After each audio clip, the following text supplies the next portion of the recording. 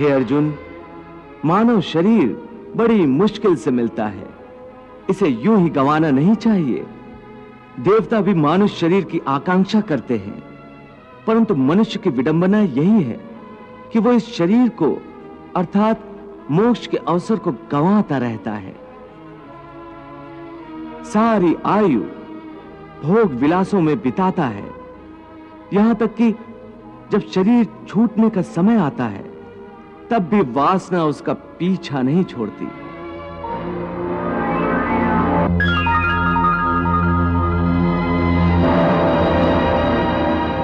हे अर्जुन, मृत्यु के समय जो वासना मनुष्य के मन में दृढ़ रहती है, उसी वासना के अंतर्गत मनुष्य का दूसरा जन्म होता है। यम यम वापि स्मरन् भावम त्यजति अन्ते कलेवरम तम तमे वैति कौन्ते सदा तद भाव भाविता। प्रभु, भगवान श्री कृष्ण ये क्या कह रहे हैं कि मृत्यु के समय मनुष्य के मन में जो वासना या अधूरी कामना होती है, मनुष्य का अगला जन्म उसी के अंतर्गत होता है। इसका क्या अर्थ है? देवी, इस समय भगवान श्री कृष्ण ने जो कहा है वो अत्यंत गोपनीय है और गूढ़ ज्ञान है, बल्कि इसे एक गुप्त विद्या ही समझो। जिसे ये विद्या आ जाए उस प्राणी को बड़े सहज तरीके से मोक्ष मिल जाता है। मैं समझी नहीं भगवन, ये गुप्त विद्या क्या है? देवी, ये गुप्त विद्या मरने की विद्या है। प्रभु का कहना है कि प्राणी ने चाहे कैसा भी जीवन व्यतीत किया हो, अंतकाल में यदि वो एकाग्र मन होकर केवल प्रभु का ध्यान करते हुए शरीर का त्याग करे, तो वो सीधा परमात्मा के चरणों में पहुंच जाता है, जहां से उसे वापस नहीं आना होता।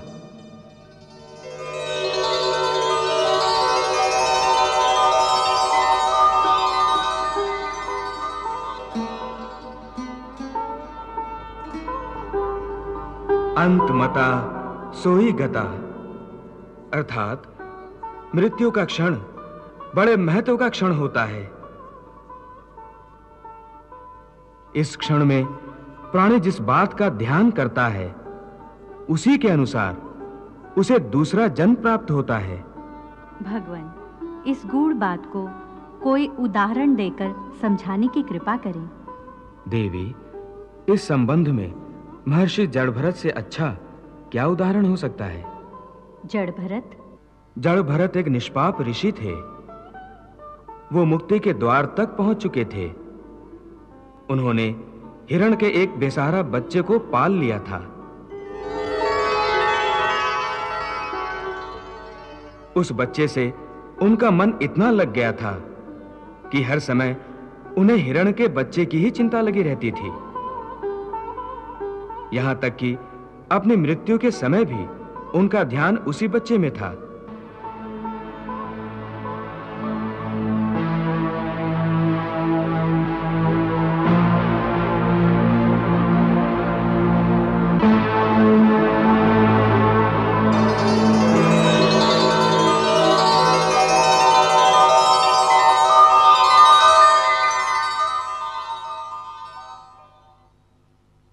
बस अंतिम क्षण में भी चूंकि उनका ध्यान उसी बच्चे की ओर ही था, इसी कारण अगले जन्म में उन्हें हिरण की योनि मिली थी। प्रभु, मृत्यु के समय का इतना महत्व क्यों होता है? देवी, मनुष्य की मृत्यु का समय मोक्ष का अवसर होता है। ऐसे समय में यदि मनुष्य अपने विधाता से मिलन के बदले उसकी माया के मोह में पड़ा रहे, तो ये विधाता का अपमान जैसा ही है।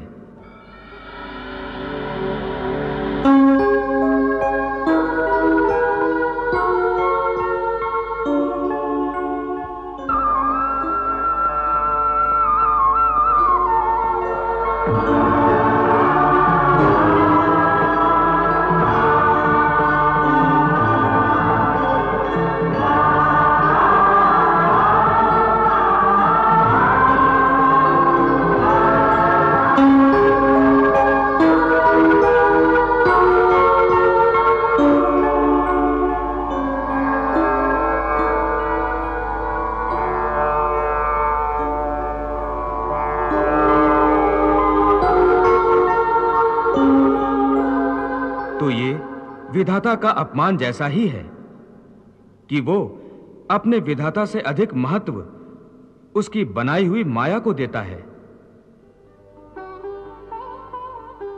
इसलिए उसे मृत्यु के बाद स्वर्ग तो मिल सकता है, परंतु मोक्ष नहीं मिल सकता।